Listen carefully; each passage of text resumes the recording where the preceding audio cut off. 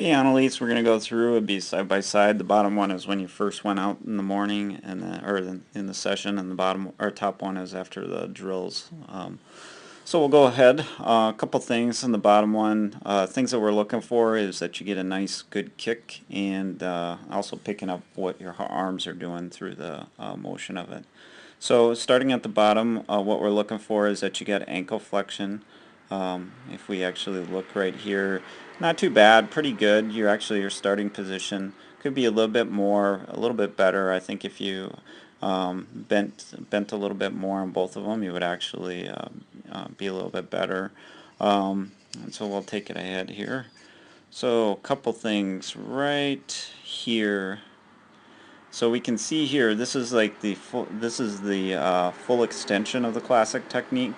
In comparison to the bottom to the top, the big thing I'm looking for is that how much opening you have in between your front foot and your back foot here.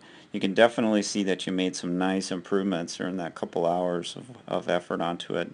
If you look at the bottom one here, you can see a little bit, not as much width in between your 2 feet there.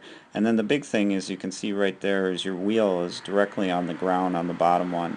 On the top one, your back wheel on your roller ski is starting to come up. That's the glide portion onto it. So all that stuff when we were doing the bounding and getting that time in the air, that's exactly it. It's starting to pay off because we're seeing the ski coming off the ground rather than just completely straight and stuck onto the ground.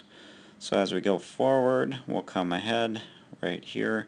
Nice position in the top. Look at that. You know, you have a nice forward bend. Now you're starting to get your hip forward onto it. You got an ankle flexion. Your hands are down. It's perfect position. I think this is, same thing coming from your skating. You have a really good body position at the start of the technique, and it's translating right across onto your classic. So that's really good there. So now what we'll do is take it ahead.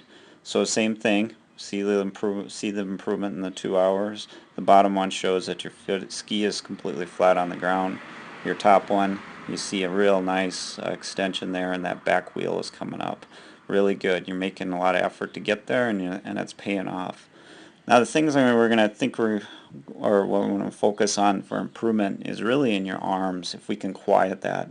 So right here, actually, if you look, you can see that your arm there, it should be in a relaxed state. Right now it's actually sitting in a really tense state. So if I looked at both sides, your front arm here, this should be the second one I pointed to should be the one that you actually should be tense. The back one should just be, hanging loose and flat. Working on this, and next week if a lot of people are struggling with this, we're going to work on this, because if you can relax your arms, that's gonna pay dividends into your stride length. So you're not tense in the upper body, will allow you to open up your lower body. So I'll take it ahead here. So same thing, nice position right there. You're setting your kick, and we'll go forward and see same thing here. You can see your elbow right there is really locked and tight. You should just be nice and relaxed. This is okay to be tense up here because you're about ready to actually pull on that one, but the back one should just be nice and limp and relaxed there. But same thing, you can see it consistently all the way through. You actually are getting some nice kick onto it. So good first step, good first day. Good job.